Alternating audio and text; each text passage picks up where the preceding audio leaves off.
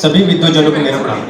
मैं प्रखर शुक्ला प्रतापगढ़ की पावन धरती से लखनऊ विश्वविद्यालय से एमए पत्रकारिता का छात्र आज आपसे बीच में संपूर्ण क्रांति के विषय पर अपने विचार प्रस्तुत करने आए हैं। मित्रों, 5 जून सन 1975 ईस्वी को जब पटना के गांधी मैदान से एक उद्घोष होता है संपूर्ण क्रांति का, ये क्रांति केंद्र में बैठी उस समय की तत्कालीन सरकार की नींवें तक हिला देता है। मैं बात कर रहा हूँ मार्क्सवादी विचारधारा, गांधीवाद को भी मानने वाले और पूंजीवाद के कट्टर विरोधी और भूदान और सर्वोदय जैसे आंदोलन में सक्रियता बढ़ाने वाले जेपी नारायण जी की, जिन्होंने जनता की वास्तविक समस्याओं को अपना मूलभूत आधार मान करके अपने जीवन को प्रयासरत रहे।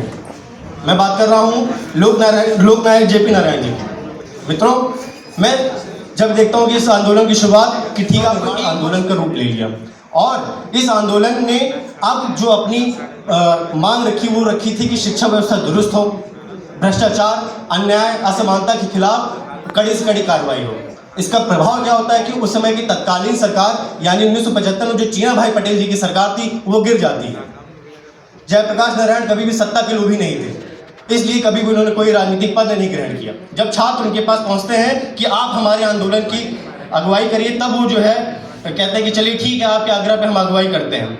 भारत 27 साल बाद भी, आज़ादी के बाद भी सोचिए असमानता और भ्रष्टाचार जैसे दलदल में दबा हुआ था।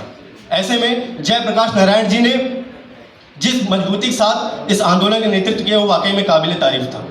जब इनके आंदोलन में आते ही 2 मांगे बहुत और आगे बढ़ गई, जिसमें था कि विधानसभा का भंग करना और त्यागपत्र देना। 18 मार्च सन 1975 को जब छात्रों पर लाठीचार्ज होता है तब इन्होंने मौन जुलूस निकाला। इनके संपूर्ण क्रांति के 2 मूलभूत तत्व थे जिनसे पाना चाहते थे। पहला ये था कि ये एक ऐसी राजनीतिक तंत्र की स्थापना करना चाहते थे जिसमें जनता अपने प्रतिनिधि को चुनाव करते समय उनके हर एक कार्यों की विश्लेषण करे और उनसे ईमानदारी पूर्वक कार्य करने की मांग कर सके। दूसरा, जनता के परामर्श से प्रतिनिधियों का चुनाव हो। ऐसे क्रांतिकारी और ऐसे आंदोलनकारी जेपी नारायण जी थे। इनके आज़ादी के ठीक 20 आंदोलन के ठीक 20 दिन बाद आपातकाल लागू होता है। मैं इसका इतिहास बताऊं तो 1971 ईस्वी में जब रायबरेली सीट से इंदिरा गांधी जी ने चुनाव लड़ा था, वहां पे राजनारायण जी को 1,11,000 वोटों से हराया था। और ये चुनाव नतीजे को चैलेंज करते हुए राजनारायण जी ने इलाहाबाद हाईकोर्ट में अपनी अपील दायर की, जिसमें जस्टिस जगन मोहन लाल सिन्हा जी ने अपनी सुनवाई को बताते हुए कहा कि इनकी इंदिरा गांधी जी की सदस्यता रद्द की जाए और चुनाव में राजनारायण जी को विजयी घोषित किया जाता है। इंदिरा गांधी जी यहीं पर नहीं रुकती हैं और उसके बाद वो आगे जाके सुप्रीम कोर्ट में अपील करते हैं, मगर वहाँ पे भी उनको 24 जून को यही सुनवाई मिलती है कि आप अयोग्य हैं, लेकिन आप अभी आपकी अपील की सुनवाई होने तक आप अपने पद पर रह के शासन कर सकती हैं। हमारे बीच में आदरणीय ब्रिजेंद्र पाल सिंह जी आ गए, राष्ट्रीय संगठन मंत्री लोक भारती, प्लीज मंच पे आ जाएं।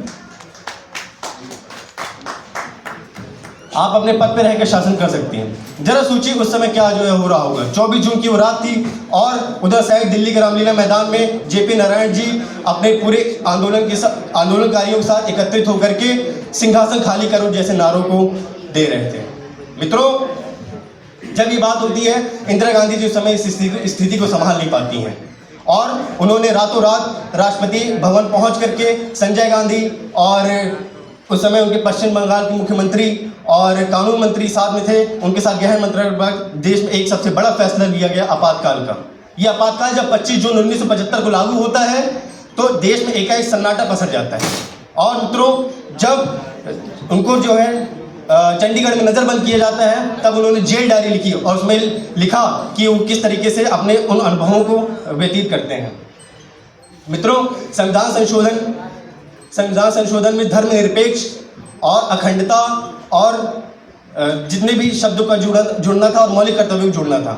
मित्रों, आज हमारा देश का संविधान सबसे बड़ा है और मैं सिर्फ अंत में सिर्फ इतनी बात कहना चाहूँगा कि अगर हमें जेपी नारायण जी की विचारधारा को ध्यान में रखते हुए हमें अपने देश को विकसित बनाना है। सिर्फ हरिवंश राय बच्चन जी की सिर्फ 2 पंक्तियों से मैं अपनी बात को रखना चाहूँगा कि अनगिनत राही गए इस राह से उनका पता क्या, पर गए कुछ लोग इस पर छोड़ पैरों की निशानी। यह निशानी मुँह होकर भी बहुत कुछ बोलती है, खोल इसका अर्थ पंथी पंथ का अनुमान कर ले, पूर्व चलने के बटोही बाट की पहचान कर ले, पूर्व चलने के बटोही बाट की पहचान कर ले। बहुत बहुत धन्यवाद। जय हिंद, जय